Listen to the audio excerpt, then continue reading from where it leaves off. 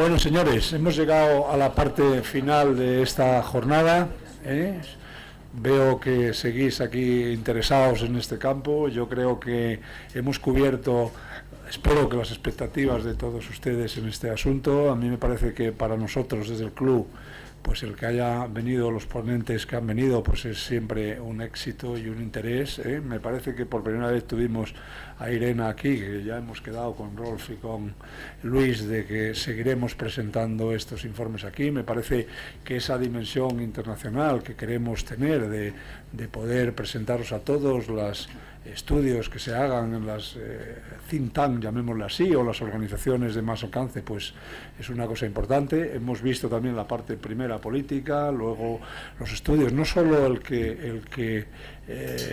habló Luis de España, ¿no?, que en muchos casos se parece, por lo menos en los vehículos eléctricos, me parece que dijo 3 millones, la Comisión dice 2, oye, cada vez estamos ahí más cerca, ¿no?, en el año 30, y también los que tienen internacionales, el que más se conoce, me decía Rolf a mí, es el de empleos, ¿no?, el de empleos en el sector renovable, y el que más aceptación tiene desde el punto de vista internacional, y ese sería otro que me parece que lo sacan en septiembre y podríamos presentarlo aquí.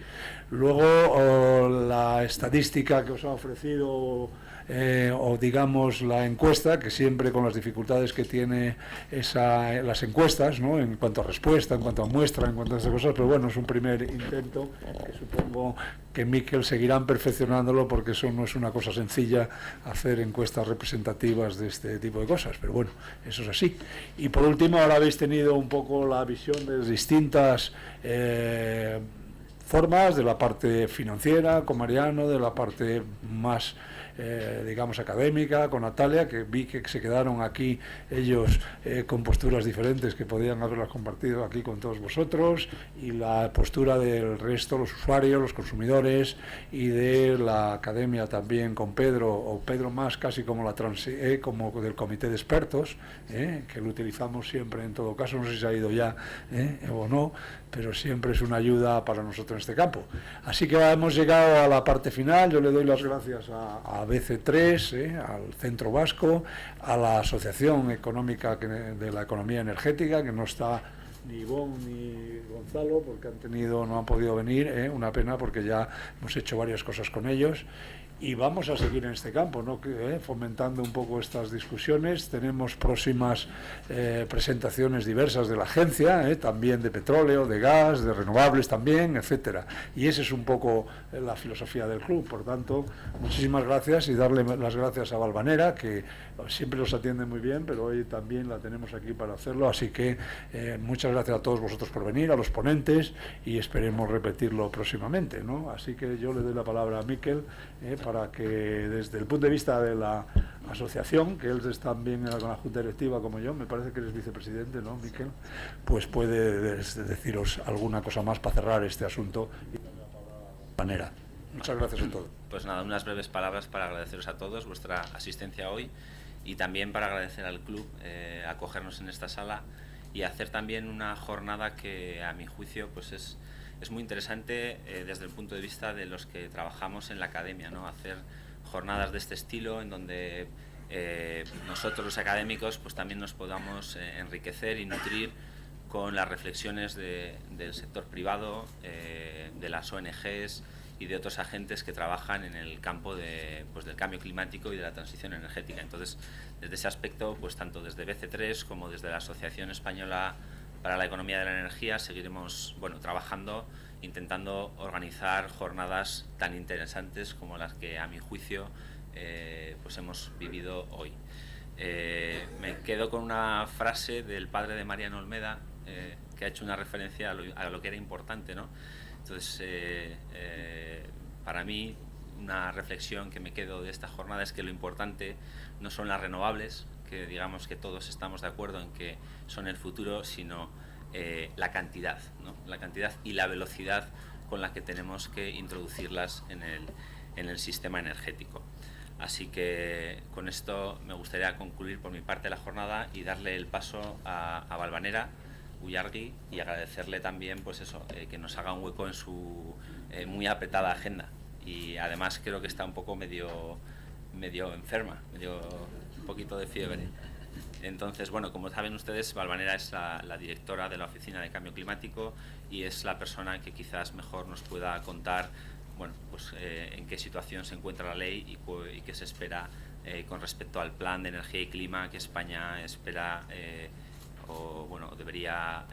entregar para finales de 2018. Así que, gracias. Preguntas fáciles, Valvanera.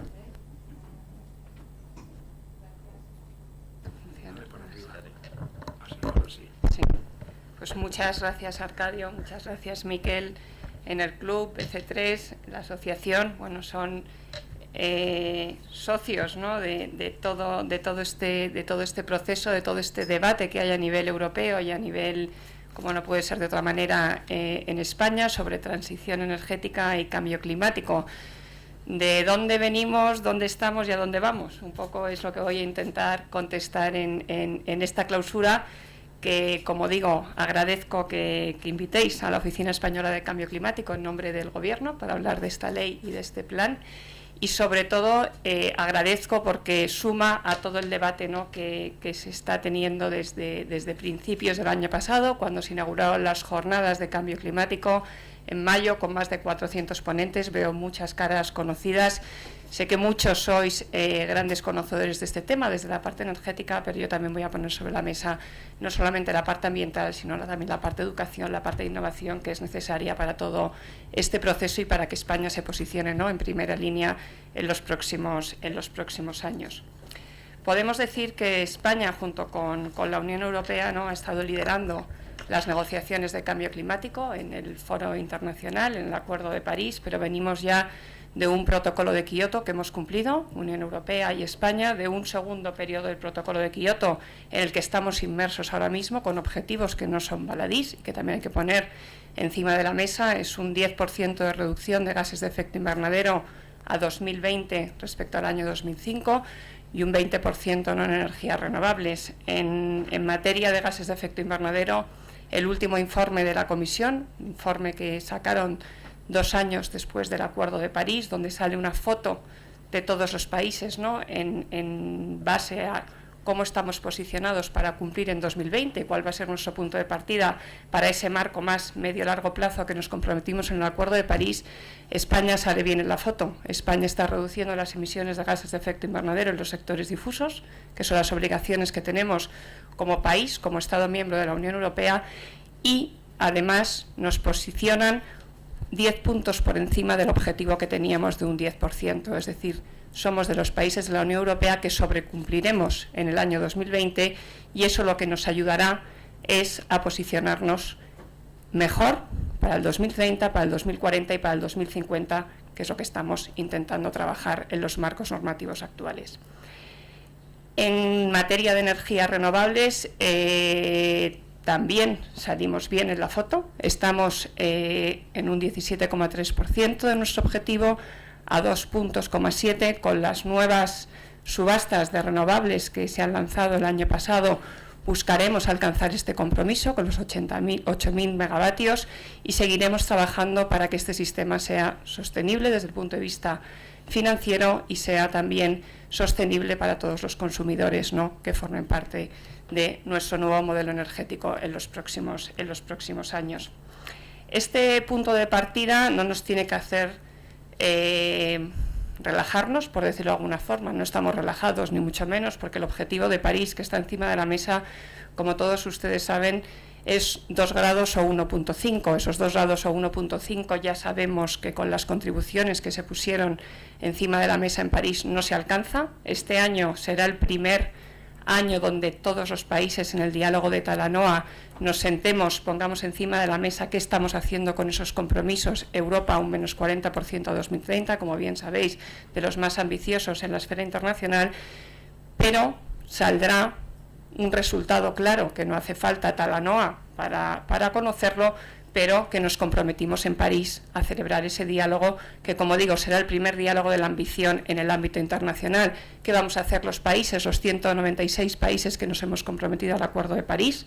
los 196 países que hemos puesto compromisos encima de la mesa y los casi 175 que los hemos ratificado, con lo cual lo hemos integrado en nuestro ordenamiento interno y estamos obligados ya a establecer políticas y medidas para cumplirlos. Pues vamos a poner encima de la mesa todo lo que hemos hecho, todo el recorrido que hemos hecho desde el año 2015 y cómo van a ser nuestras contribuciones en el año 2020, que es cuando será el pistoletazo de salida para el primer periodo de compromiso del Acuerdo de París. En esa sesión no vamos a sacarnos los colores, por decirlo de alguna forma, unos a otros, sino que vamos a ver cuán lejos estamos de esos 2 grados que nos pusimos como meta en París en el año 2015.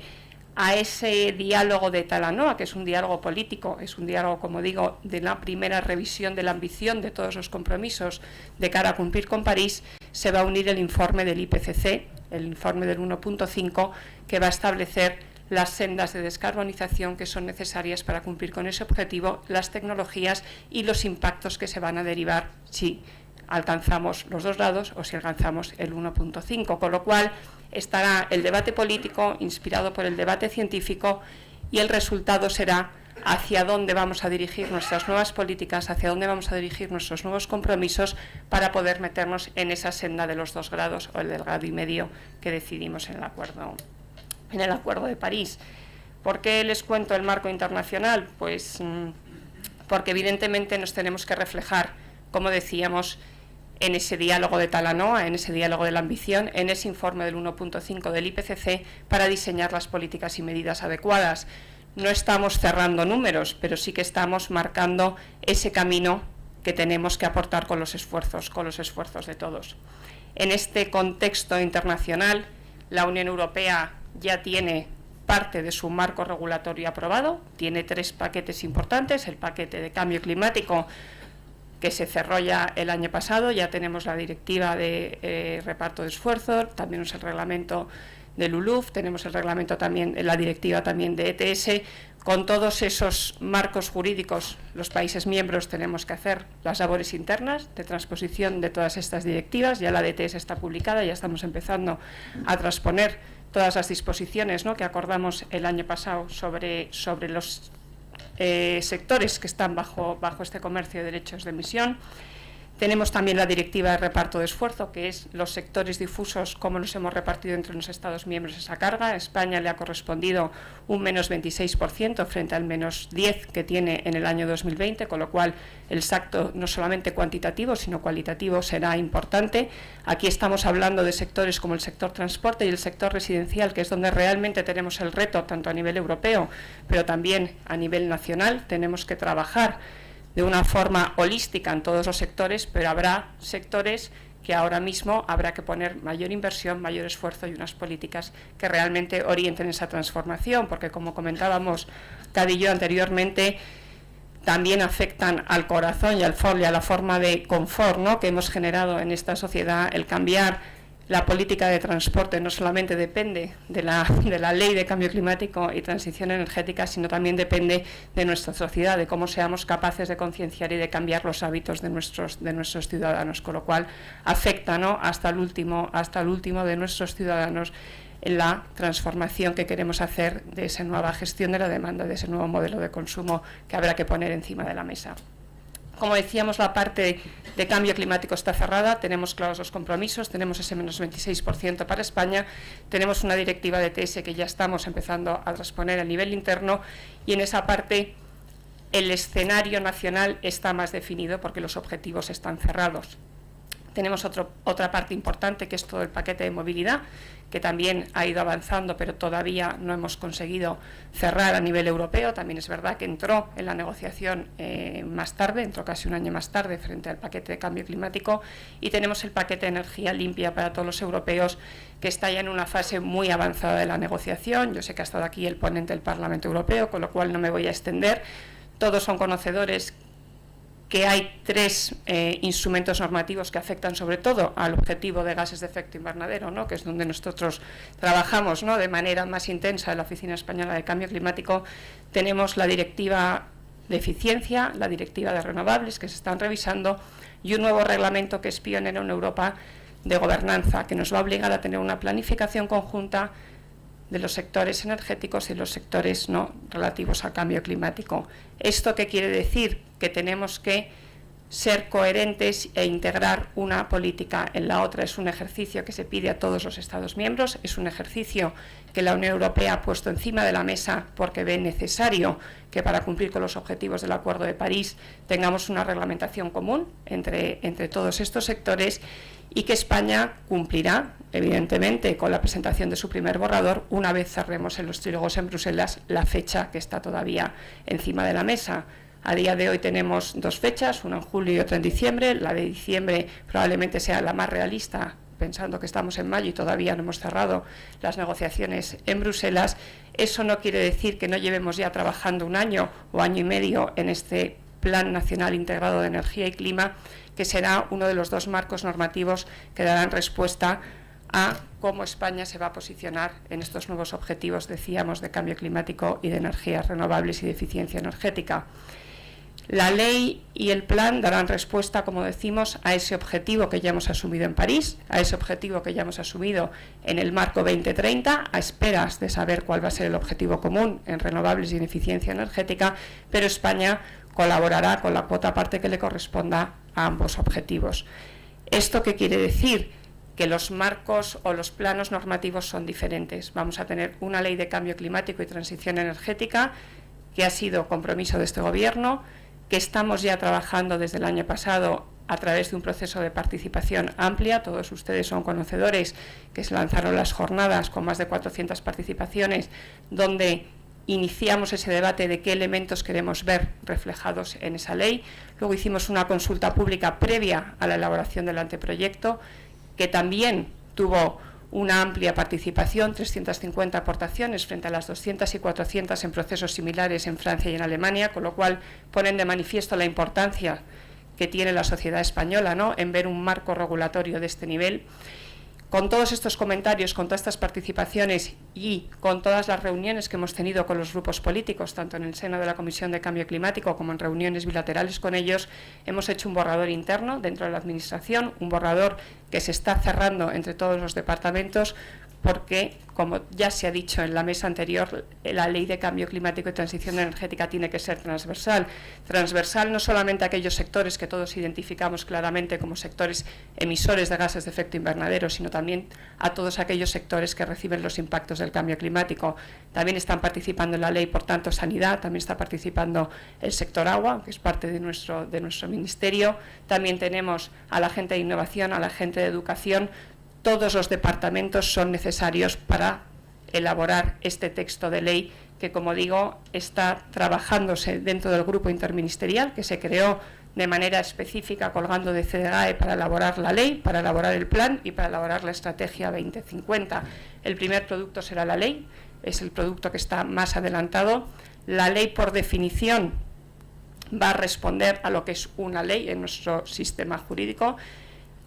Tendrá o contendrá los principios básicos para la descarbonización de nuestra economía a 2050, establecerá los objetivos que ya hemos asumido a nivel internacional y a nivel comunitario, establecerá también todas aquellas herramientas transversales que son necesarias para marcar ese camino, que, como decimos, será un camino revisable, tendrá también, por tanto, un mecanismo de gobernanza muy potente emulando al mecanismo de París, porque lo que somos conscientes después también de todo el recorrido que llevamos, ¿no?, en política energética y en política de cambio climático, que tenemos que ser capaces de generar un marco normativo que, aparte de esa seguridad, ¿no?, que se busca, esa seguridad para inversores, para la administración pública y para la sociedad para actuar, tenga la suficiente flexibilidad para poder ir adaptándose a las nuevas tecnologías y para poder ir adaptándose a los nuevos sistemas, ¿no?, energéticos, a los nuevos modelos de consumo que vayan surgiendo en los próximos años. Como digo, es una ley para el medio y largo plazo, es una ley que, por tanto,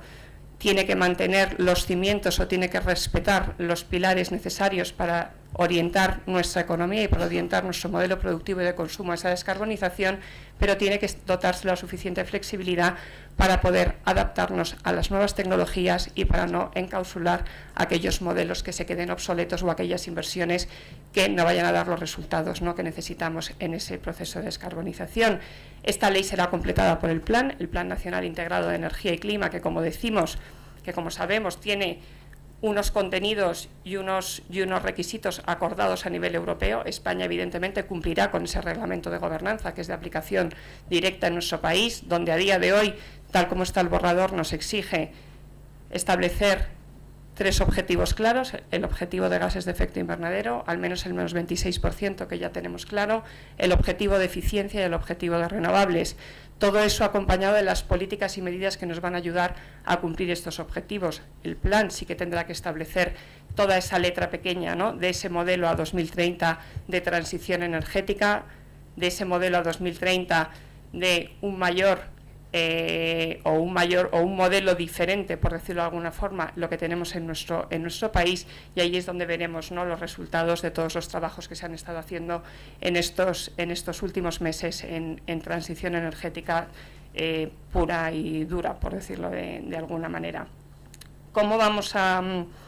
dar los siguientes pasos? Los siguientes pasos van a estar van a responder a la tramitación de una ley como corresponde en este país. La ley tendrá que ir primero a un Consejo de Ministros, luego pasará por el Consejo de Estado y por un trámite de información pública, y posteriormente será presentada en el Congreso. Eso no quiere decir que no estemos ya negociando con los partidos políticos, porque, como decíamos, esta ley tiene que cumplir 2 objetivos muy importantes. Una, vocación de permanencia. Si no conseguimos que la ley supere los ciclos políticos, no conseguiremos dar la señal clara que necesitamos para cambiar, como decíamos, los modelos de actuación de las administraciones públicas, del sector privado, del sector financiero y de la sociedad española. Y luego tiene, por tanto, que tener un consenso al máximo nivel. Lo ideal sería tener un consenso en toda la Cámara, es a lo que aspiramos, no sé si lo conseguiremos, pero sería una buena gestión, ¿no?, de una ley que, como decimos, tiene que superar los ciclos políticos de los próximos años. Si no conseguimos ese consenso, pues la ley tendrá que entrar en el Parlamento con o abierta, por decirlo de alguna forma, en positivo, a todas aquellas enmiendas que la vayan enriqueciendo, y que nosotros, desde luego, desde el Gobierno trabajaremos para que salga lo antes posible. Pero el objetivo principal es llevarla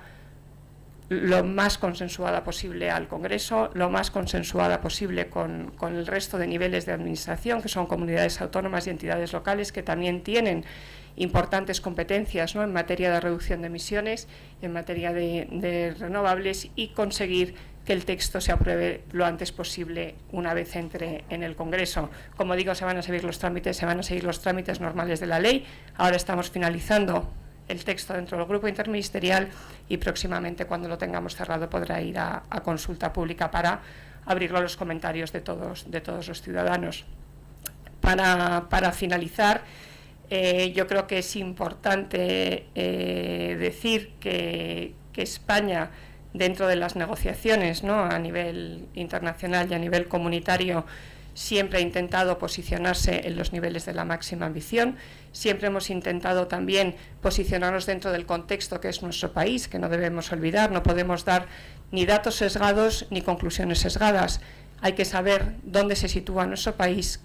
cómo queremos que crezca en un futuro, o cómo queremos que se genere empleo en un futuro, qué nivel de innovación queremos tener, y todo ese cóctel hay que valorarlo de una forma siempre objetiva y pensando no solamente en los costes específicos, sino que hay que integrar también costes marginales, beneficios también, o cobeneficios adicionales, como pueden ser cobeneficios en otros temas, ¿no?, que serán importantes, como seguridad, que a mucha gente se le escapa, pero que también hay que meterlo dentro de la balanza, ¿no?, de los impactos que tenemos de cambio climático, y con eso elaborar la mejor posición país. No siempre somos comparables con nuestros países vecinos, porque parten de situaciones diferentes o tienen situaciones diferentes. Lo que tenemos que intentar es posicionar la economía española, o posicionar a España en el 2030, en el 2050, en aquellos foros, en aquellas situaciones donde realmente se genere empleo, se genere un beneficio adicional a la sociedad, y se generen nuevas fórmulas de negocio innovadoras que ayuden no solamente a los ciudadanos, sino que ayuden a las empresas a posicionarse, ¿no?, en unos sistemas sostenibles para el futuro. Esa es la intención que tenemos con la ley. La ley, vuelvo a insistir, no será un fin en sí mismo, sino será el recorrido que tenemos que hacer con los pilares y con los objetivos necesarios para alcanzar esa descarbonización que está clara y que está marcada tanto en el Acuerdo de París como en las políticas de la Unión Europea. Estaremos abiertos a todos los mecanismos de revisión de ambición que vayan surgiendo tanto en este año 2018 con el diálogo de Talanoa como en los siguientes años que París estipuló, ¿no?, quinquenales en nuestro procedimiento, e intentaremos también que la ley dé respuesta, ¿no?, a las necesidades que tiene el sector y a la ambición que nos piden en la Unión Europea como Estado miembro, ¿no?, para seguir abanderando ese movimiento, ¿no?, que generó muy buenos seguidores en el Acuerdo de París y que ahora tenemos que pasar a implementar, que será el reto, ¿no?, importante que tenga la comunidad internacional en los próximos años. Muchas gracias. Muchas gracias. Bueno, pues muchas gracias a todos, muchas gracias y mucha suerte a Valvanera con estas cosas que nos ha dicho, de consensuar todo el espectro político, y lamentar que hemos tenido que decirle a algunos que no podían venir porque se nos ha quedado un poco pequeño esto, pero bueno, oye, yo creo que ya lo repetiremos. Muchísimas gracias a todos. Tenemos ahora ahí un cóctel para que podáis volver a intercambiar ideas. Hasta luego.